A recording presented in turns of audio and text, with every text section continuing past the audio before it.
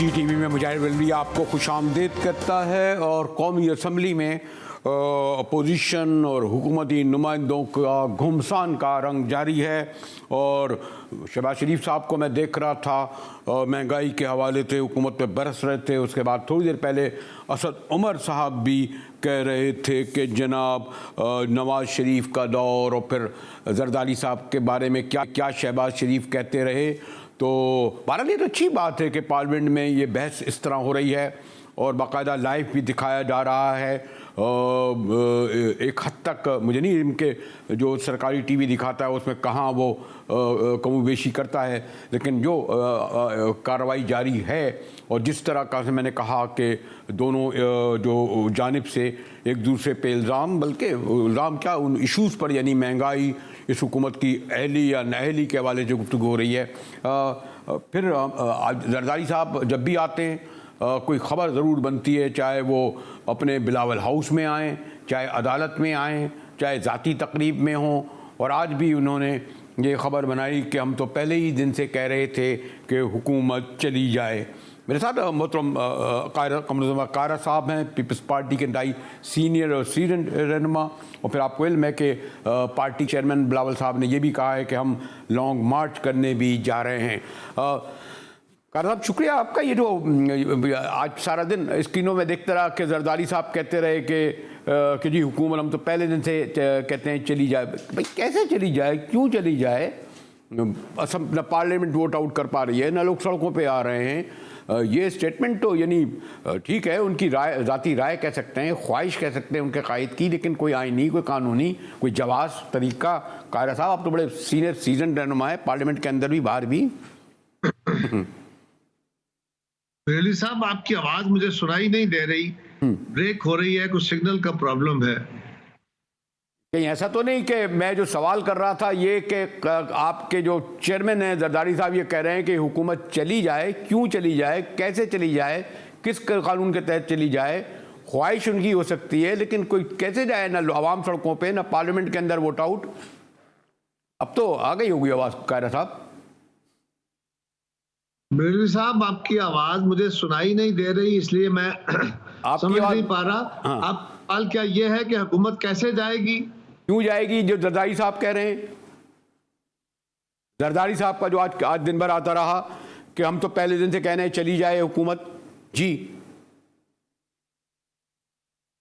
जी कायरा साहब, तो पहले दिन से हैं कि हुकूमत को चले जाना चाहिए जी। जब से पीडीएम बनी हमने बाकायदा इसके लिए तहर्रक किया, हमने हुकूमत को हिला के रख दिया। हमने सारी जमातों के ख्याल के बरक्स बाय इलेक्शन में हिस्सा लेने का फैसला कराया, जो बड़ा मुश्किल फैसला हुआ, लेकिन पीपल्स पार्टी सुरखरू हुई कि 13 में से 11 इलेक्शन जीत गई पीडीएम।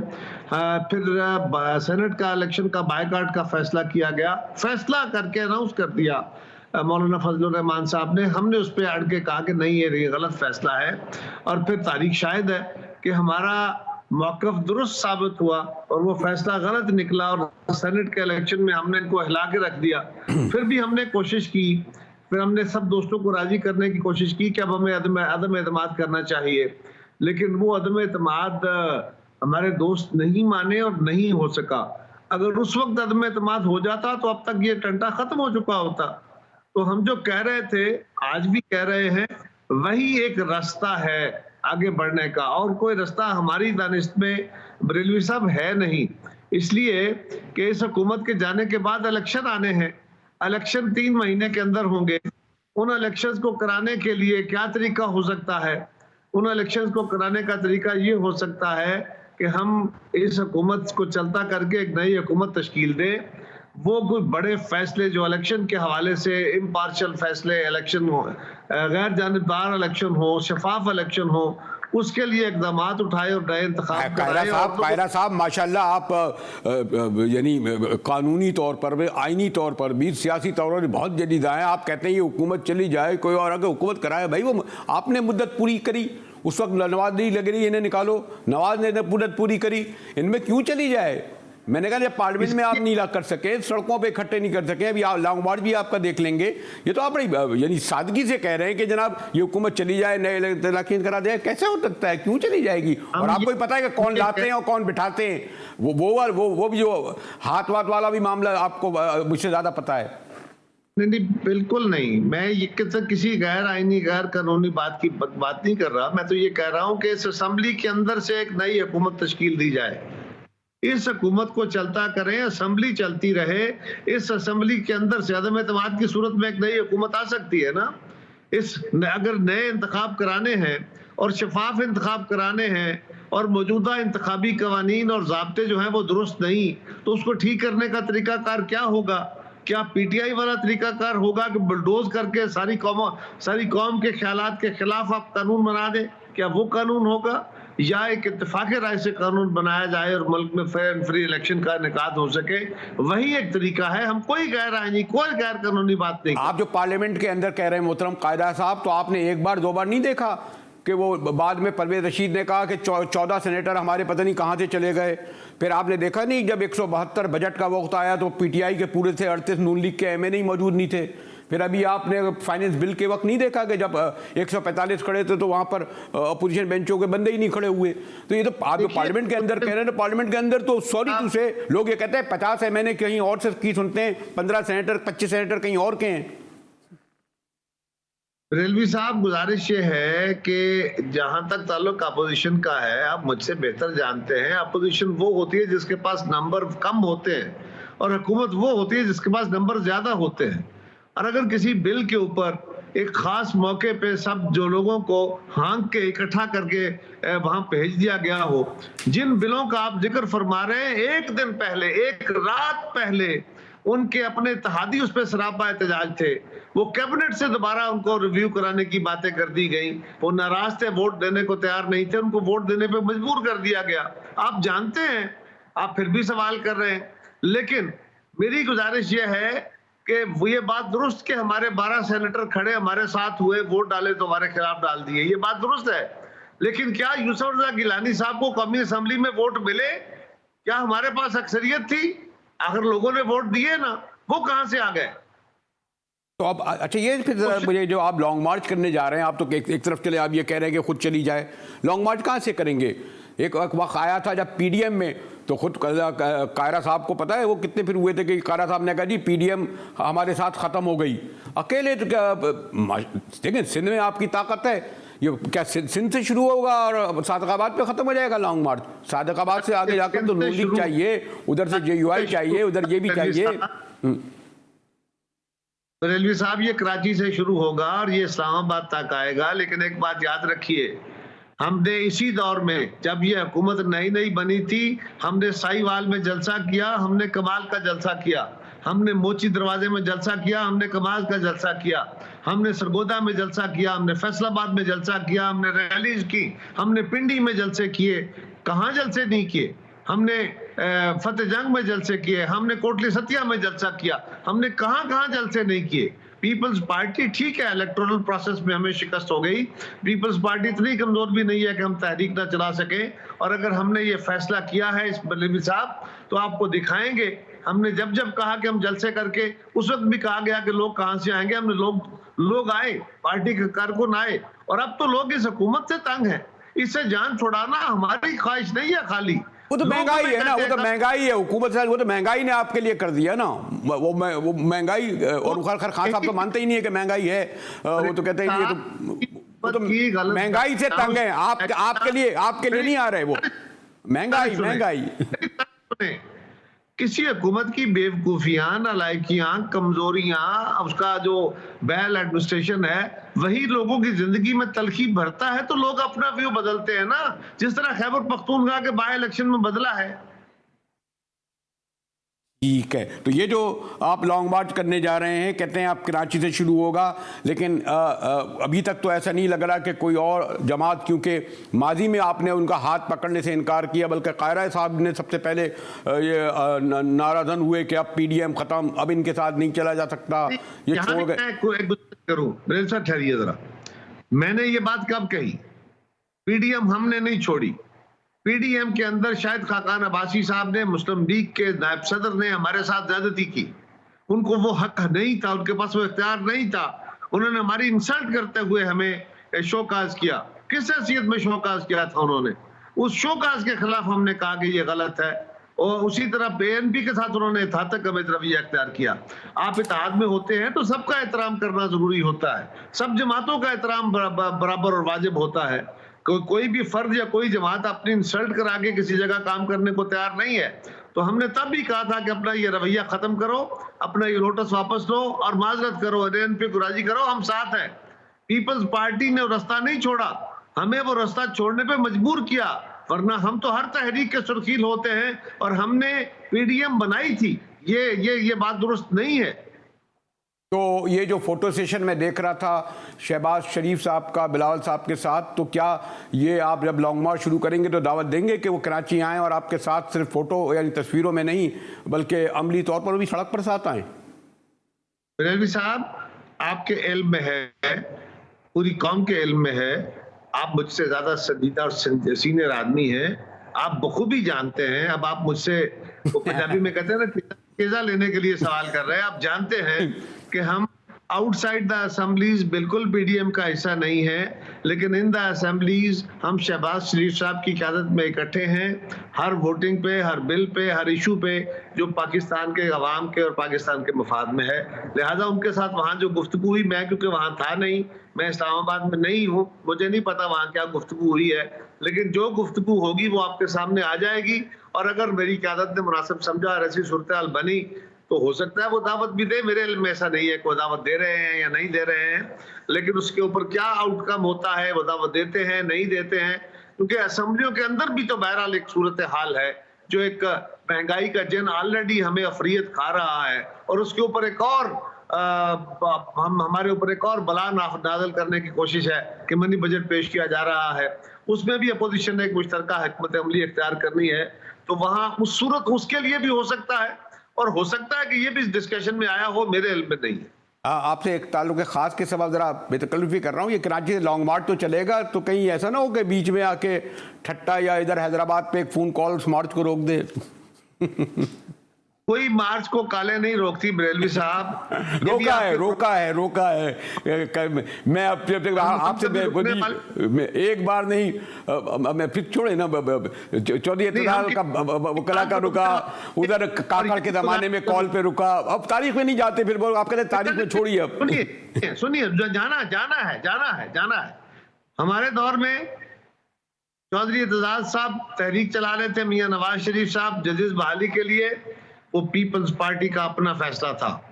बदकिस्मती हमारी यह है कि उस वक्त आर्मी चीफ के जरिए वो उनको फोन कॉल कराई गई, वरना आर्मी चीफ के उस मीटिंग में आने से पहले, वहां आने से पहले ये फैसला हो चुका था कि चीफ जस्टिस की बहाली का ऐलान करें। ये हमारी और ये बात मैं बहुत दफा बयान कर चुका हूँ, इसकी बड़ी तफसील बयान कर चुका हूँ कि पीपल्स पार्टी की क़यादत ने, जरदारी साहब, गिलानी साहब और हम कोई 8-10 वज़रा ने बैठ के ये फैसला कर लिया था। उसके बाद आर्मी चीफ आए और अगर गिलानी साहब खुद फोन करते तो ये पर्सपेक्टिव और होता। आज वो हमारा इनिशिएटिव कहा यही जाता है कि एक फोन कॉल से सब कुछ रुक गया था। वो फोन कॉल उनकी तरफ से नहीं थी और उनकी तरफ से कोई प्रेशर भी नहीं था।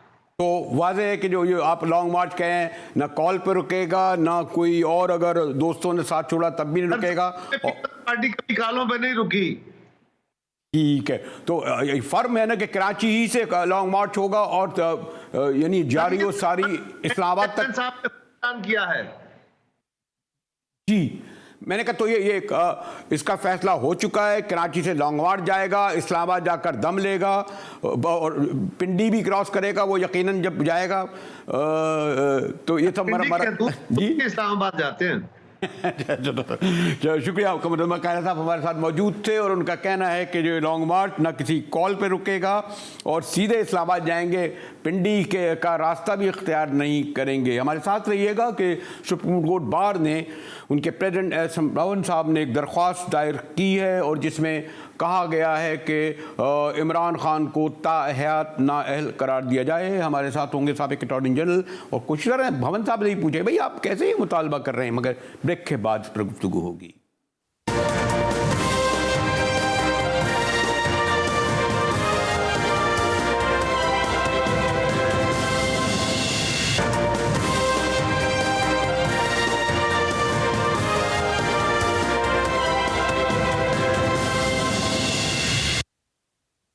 टीवी मुजाहिद बलवी एक बार फिर आपको खुशामदीद कहता है। और जहाँ तक मेरा इल्म है कि ये ठीक है कि अपोजिशन ये तवातुर से मुतालबा अगर करे कि वज़ीर आज़म मुस्तफ़ी हों, वज़ीर आज़म घर चले जाएं, वज़ीर आज़म महंगाई के सबब अब इस काबिल नहीं रहे, साने मरी के सबब मुस्तफ़ी हो जाएं।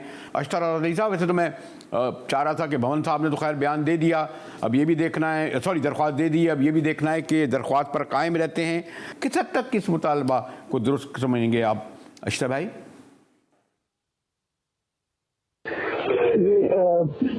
जो प्रोफेशनल बॉडीज हैं, इन प्रोफेशनल बॉडीज का जो हैच है और इनका जो दायरा कार है, वो जाहिर है जो उनकी तशकील जिन दी जाती है उसी में होता है। लेकिन जो बार एसोसिएशंस के सारे मामला हैं वो एक यूनिक किस्म की हैसियत रखते हैं, क्योंकि बार एसोसिएशन चाहे वो सिंध हाई कोर्ट बार का मामला हो, चाहे वो लाहौर हाई कोर्ट का हो, और ये तमाम के तमाम जो बार एसोसिएशन के मामला हैं, आप देखिए कि उनको हाई कोर्ट में, सुप्रीम कोर्ट में मेरा तो मकसद बार एसोसिएशन ने चैलेंज किया और सक्सेसफुली चैलेंज किया, क्योंकि उनका उसी तरह साथ है जिस तरह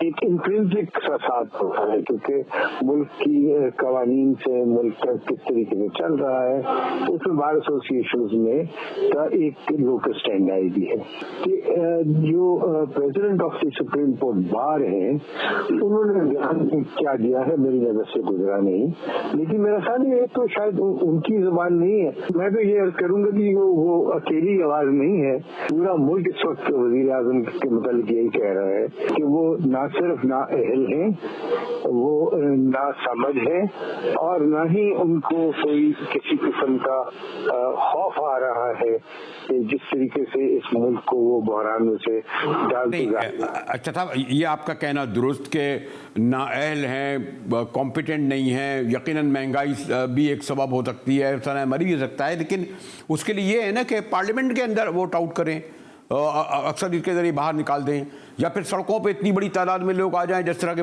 दूसरे मुल्कों में होता है कि वज़ीर आज़म जो है। अब आप देखिए कि ये सुप्रीम कोर्ट ही है जो मुख्तलिफ पिटीशंस के ऊपर उन्होंने 2 प्राइम मिनिस्टर्स को नाअहल कर दिया। एक प्राइम मिनिस्टर से आपके ये बहुत ही करीब माजी करीब की बात है, यूसुफ रजा गिलानी साहब को जब कंटेम्प्ट में सजा दे दी तो वो भी नाअहल हो गए थे from holding any political office and he also lost his seat. इसी तरह आपने देखा कि प्राइम मिनिस्टर नवाज शरीफ के खिलाफ भी पिटीशन ही के जरिए उनको जो है वो हुकूमत से अलग किया गया था। ये कोई अनहोनी सी बात तो नहीं है। जहाँ पे पॉलिटिकल स्ट्रगल होती है वो पॉलिटिकल स्ट्रगल हर महाज पे चलती है, चाहे वो पार्लियामेंट हो, चाहे वो जो है वो एहतजाज के जरिए, कलम के जरिए हो, मीडिया के जरिए हो, प्रिंट मीडिया हो, इलेक्ट्रॉनिक मीडिया हो। ये हम देख रहे हैं, ये ट्रेंड चला आ रहा है और ये ट्रेंड तो शायद पीटीआई ने शुरू किया था। जो काम इन्होंने शुरू किया अब उनको तो नहीं इससे बुकलाना चाहिए। लेकिन मियां नवाज शरीफ साहब को जो सुप्रीम कोर्ट ने नाअहल करार दिया जिस केस में, या उनको फिर जेल भेज दिया, और नाअहल तो खर्चा पार्लियामेंट से यानी पार्लियामानी सियासत से कर दिया, जेल ही भेज दिया, तो उसे आप मानते कब हैं? यानी जो न नून लीग मानती है, ना आपके खुद आपके वकला बरादरी मानती है, आप तो उसको मानते नहीं है।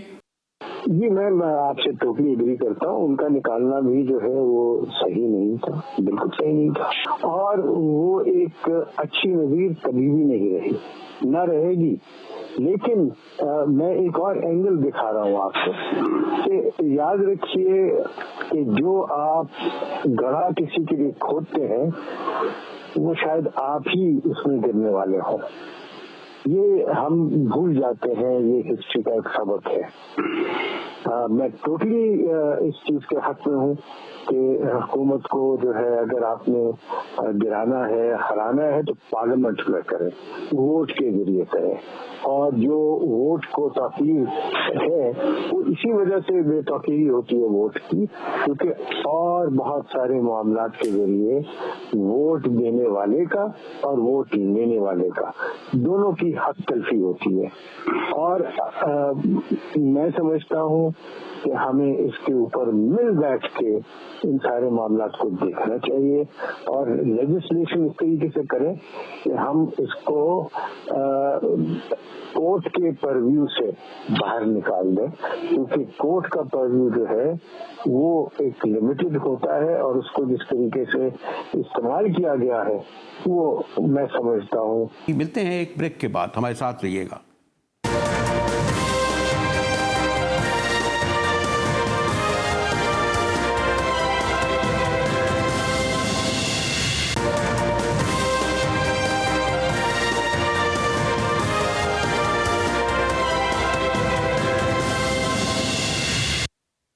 टीवी में एक बार फिर मुजाहिद वेल्ली आपको खुशामदीद कहता है। और ओमिक्रॉन की चौथी लहर ने एक बार फिर सारी दुनिया को हिलाकर रख दिया है और अमेरिका में उसके मुतासिरीन की तादाद कोई 1,34,000, जबकि इंडिया में कोई 1 लाख कम बेच 1.5 लाख।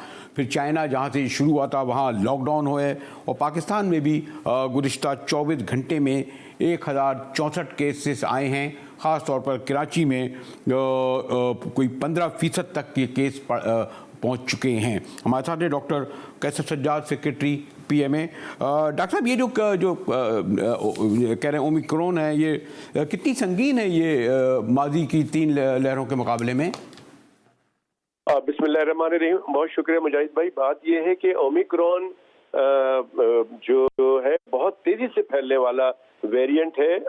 डेल्टा वेरिएंट जो इससे पहले आया था और जो अभी भी हमारे पास है डेल्टा वेरिएंट, उससे दुनिया में ये बहुत तेजी से फैलता है। लेकिन अच्छी बात ये है कि ये इतना ज्यादा सीवियर नहीं है। उसकी जो अब तक जो डाटा हमारे पास आया है दुनिया में, क्योंकि ये 100 से ज्यादा ममालिक में ये फैल चुका है, लेकिन इतनी ज्यादा कोई तशवीशनाक इसके अलामात या इसकी प्रॉब्लम नहीं है। बहुत कम थोड़े से लोग जो है वो अस्पताल में दाखिल हो गए हैं, हॉस्पिटलाइज होते हैं और कुछ अमवात हुई हैं।